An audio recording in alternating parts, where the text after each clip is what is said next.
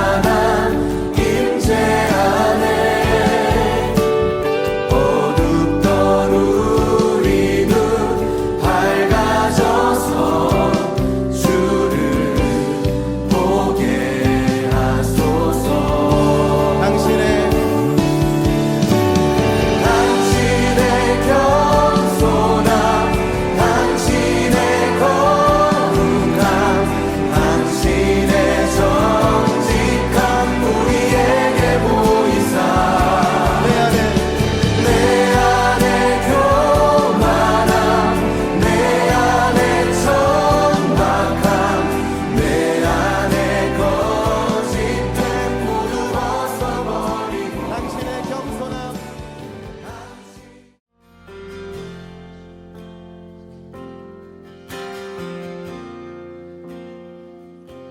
보소서 주님, 나의 마음은 선한 것 하나 없습니다. 그러나 내 모든 것 주께 드립니다. 사랑으로 나누시고 날 새롭게 하소서. 보소서 주님, 나의 마음은 선한 것 하나 없습니다. 그러나 내 모든 것 주께 드립니다. 사랑으로 나누시고 날 새롭게 하소서. 주만 내게 주소서. 내 아버지 주님만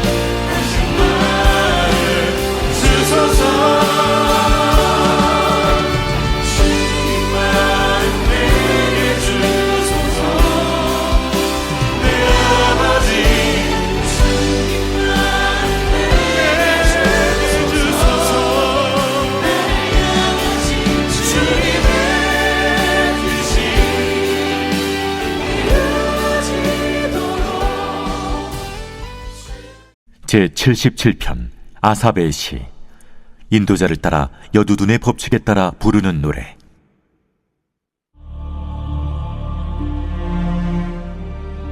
내가 내 음성으로 하나님께 부르짖으리니 내 음성으로 하나님께 부르짖으면 내게 귀를 기울이시리로다. 나의 환난 날에 내가 주를 찾았으며 밤에는 내 손을 들고 거두지 아니하였나니 내 영혼이 위로받기를 거절하였도다. 내가 하나님을 기억하고 불안하여 근심하니 내 심령이 상하도다. 주께서 내가 눈을 붙이지 못하게 하시니 내가 괴로워 말할 수 없나이다. 내가 옛날 곧 지나간 세월을 생각하였사오며 밤에 부른 노래를 내가 기억하여 내 심령으로 내가 내 마음으로 간구하기를 주께서 영원히 버리실까? 다시는 은혜를 베풀지 아니하실까? 그의 인자하심은 영원히 끝났는가? 그의 약속하심도 영구히 패하였는가? 하나님이 그가 베푸실 은혜를 잊으셨는가? 노하심으로 그가 베푸실 긍휼을 그치셨는가 하였나이다. 6월 18일 수요일 6.19 온전함 기도회에 오신 여러분을 환영합니다. 기도해야 할 일이 많은 요즘이죠. 개인의 삶뿐만 아니라 사회와 세계 곳곳에서 섣불리 옳고 그름을 단정하기 어려운 일들이 계속해서 일어나고 있습니다. 가정과 학교, 일터에서 겪는 수많은 압박과 고민들, 그리고 여전히 끝이 보이지 않는 국내외의 갈등과 전쟁 속에서 우리는 종종 질문하게 됩니다. 이 끝은 대체 언제 오는 것인가? 하나님의 응답은 어디에 있는가? 과연 이 일이 하나님의 선하신 뜻 안에 있는가? 때로는 그 뜻을 분별하는 것이 쉽지 않아서 믿음조차 흔들릴 때가 있습니다. 그렇다면 그리스도인은 이러한 고난 속에서 어떻게 믿음을 지켜야 할까요?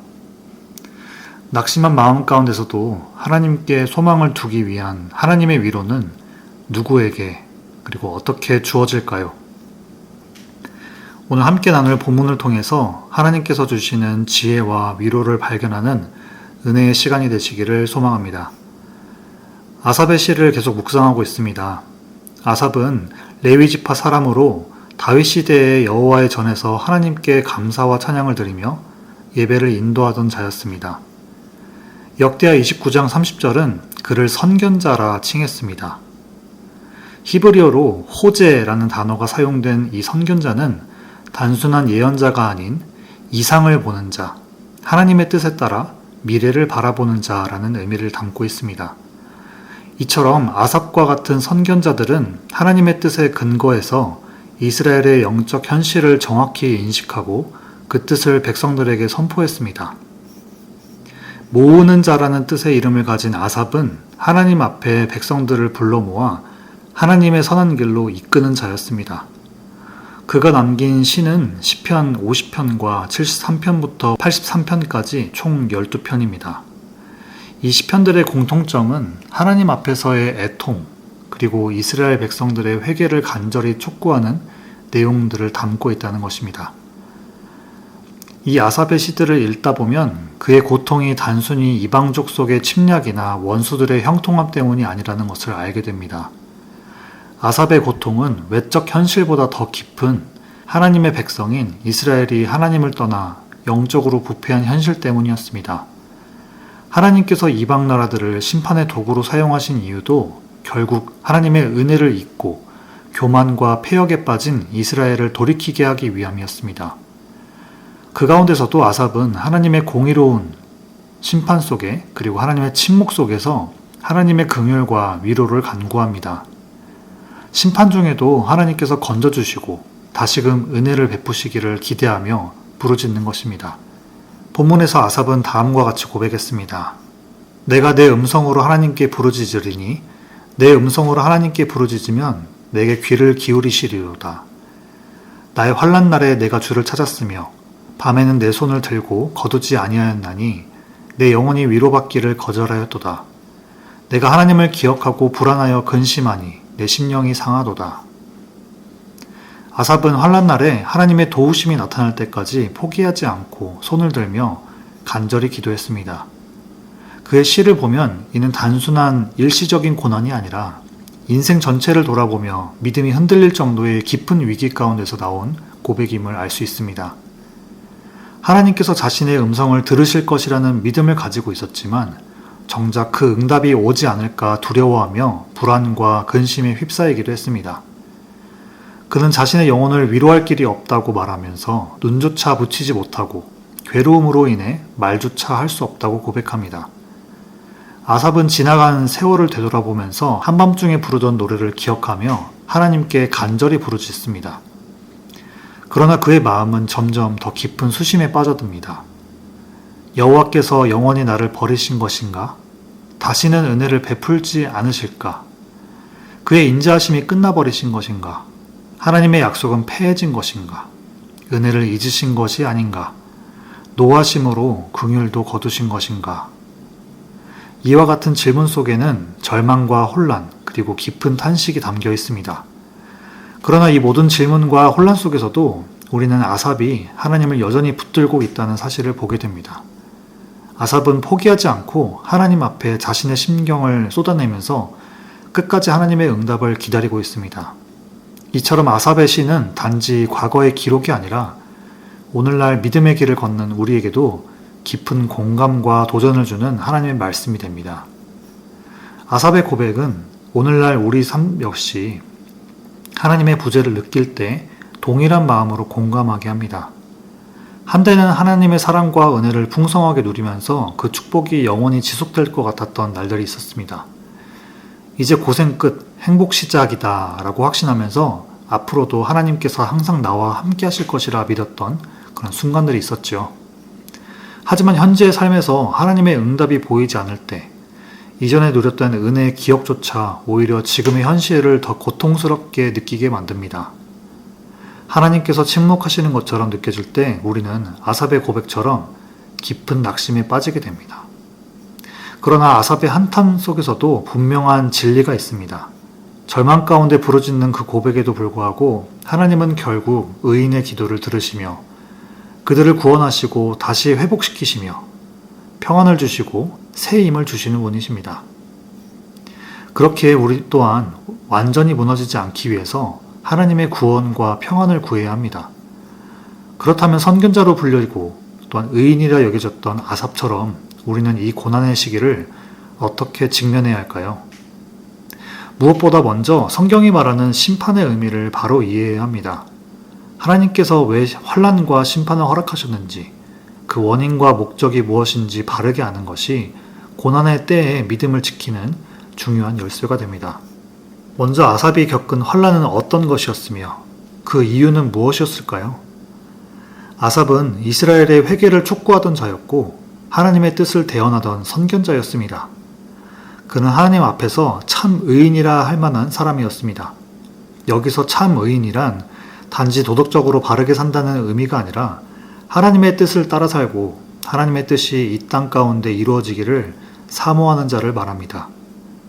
아삽이 겪은 고통은 단지 외적인 환난, 즉 이방 민족과 원수들의 공격 때문만은 아니었습니다. 그 상황 자체는 외적으로는 고난이 맞지만 아삽은 그것을 단순히 외부의 위협으로만 보지 않았습니다. 그는 그 모든 상황을 허락하신 하나님의 뜻을 바라보면서 더 깊은 통찰과 아픔 속에서 부르짖었습니다. 그의 탄식은 단지 환경의 고통이 아니라 이스라엘이 하나님을 떠난 데에 대한 영적 고통이었습니다. 성경에 나오는 참 의인들의 신음의 근원적인 이유는 결국 같습니다. 그것은 바로 이스라엘의 죄 때문입니다. 이스라엘은 신실하신 하나님의 은혜로 평안과 풍요를 누렸습니다. 그러나 그들은 머지않아서 받은 은혜를 잊고 우상을 숭배하고 하나님의 말씀에 불순종했습니다. 불순종의 결과로 하나님의 심판이 임했고 그것은 밤과 같은 어둠과 환란의 시기로 나타났습니다. 하지만 이스라엘은 그 환란이 하나님의 경고이자 심판이라는 사실조차 인식하지 못한 채 회개하지 않았습니다. 그들은 교만해져서 하나님의 얼굴을 구하지 않았고 결국 하나님의 의인들마저 낙심하는 시대가 되어버렸습니다. 이것은 단지 이스라엘의 이야기가 아닙니다. 우리 역시 하나님을 만나고 은혜를 경험했지만 시간이 지나 현실의 무게와 유혹의 마음을 뺏긴다면 어느새 하나님보다 내 뜻과 계획을 쫓아 살아가는 자신을 발견하게 됩니다. 그렇다면 성경이 말하는 참 의인들은 무엇을 구했을까요? 그들이 소망하며 기다렸던 하나님의 위로는 무엇이었을까요? 그것은 바로 하나님의 구원입니다.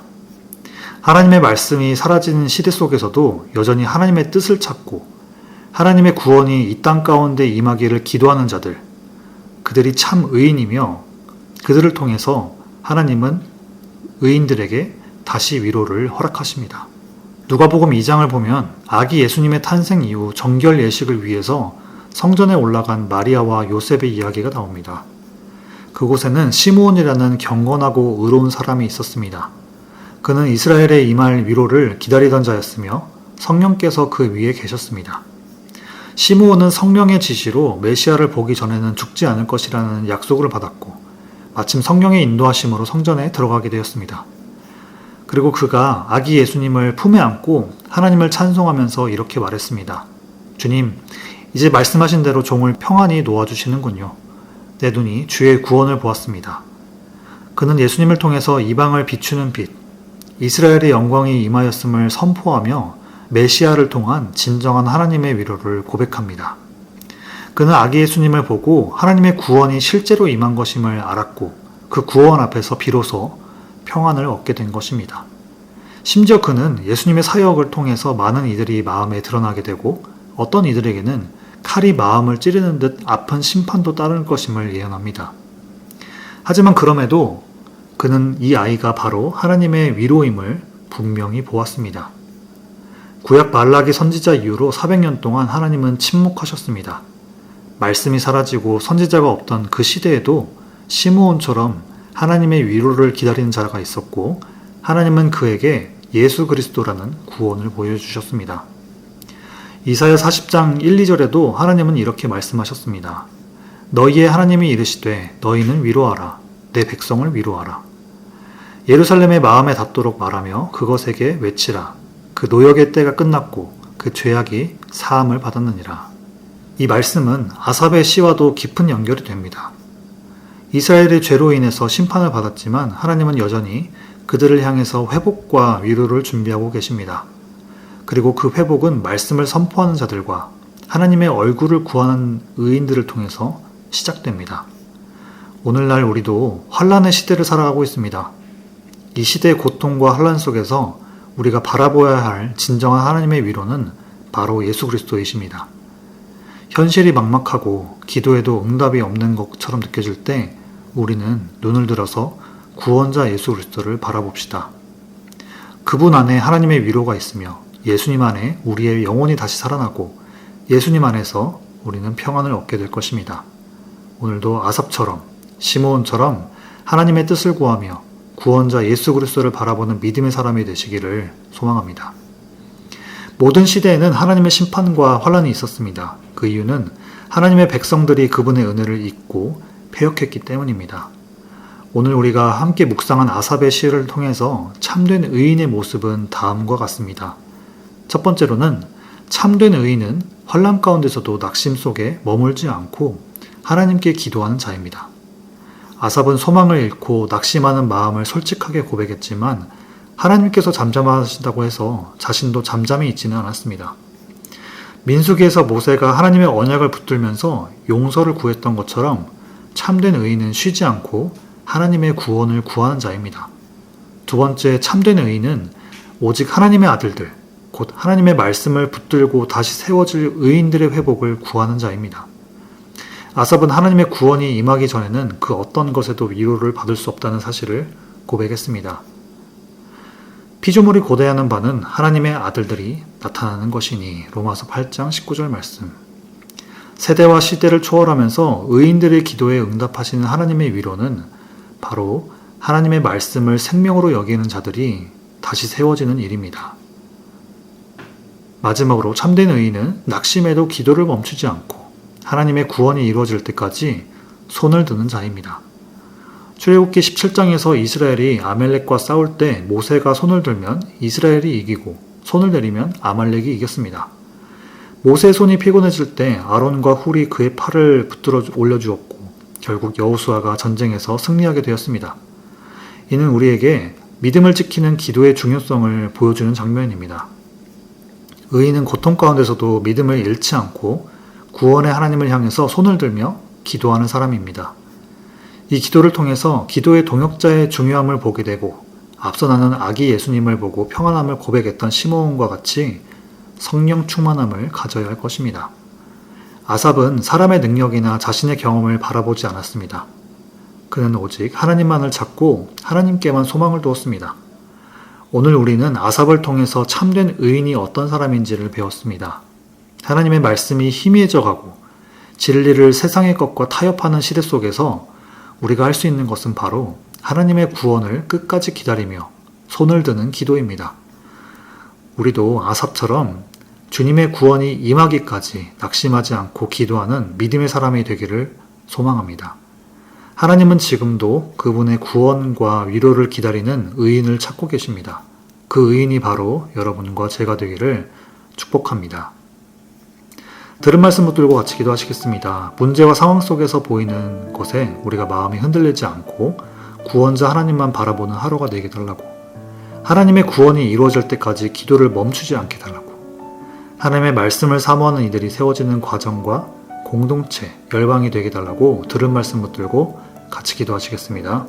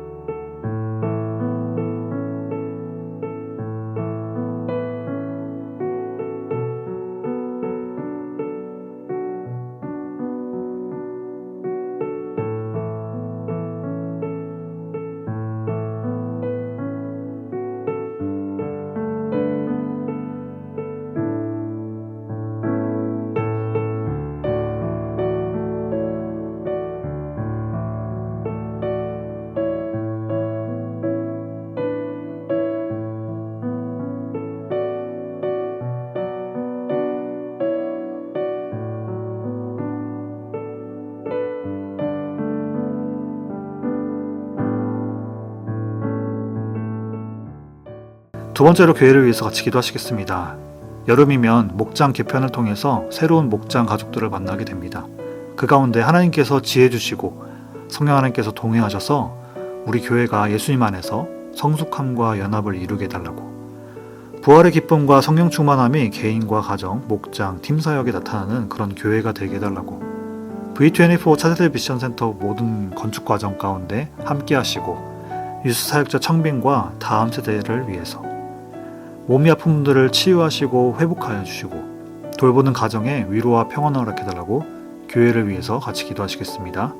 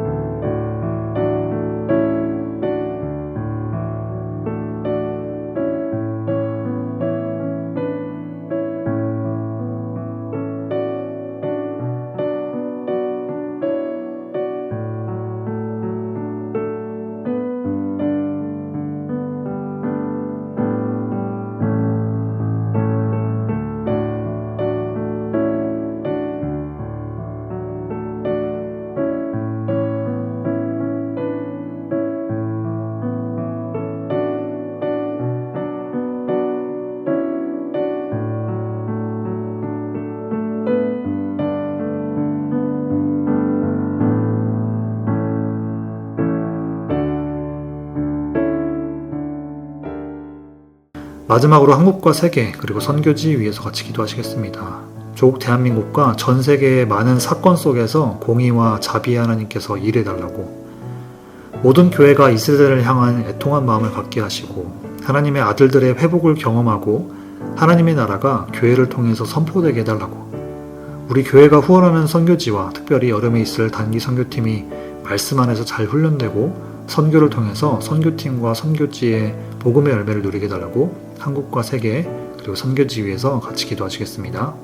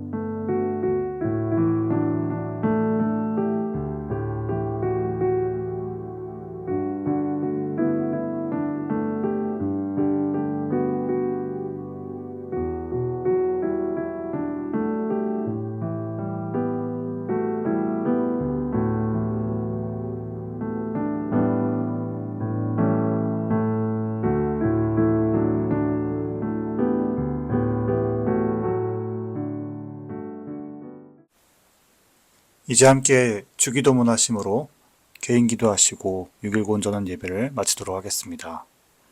하늘에 계신 우리 아버지여, 이름이 거룩히 여김을 받으시오며 나라가 임하시오며 뜻이 하늘에서 이루어진 것 같이 땅에서도 이루어지이다. 오늘 우리에게 일용할 양식을 주시옵고 우리가 우리에게 죄 지은 자를 사하여 준 것 같이 우리의 죄를 사하여 주시옵고 우리를 시험에 들게 하지 마시옵고 다만 악에서 구하시옵소서. 나라와 권세와 영광이 아버지께 영원히 있사옵나이다. 아멘.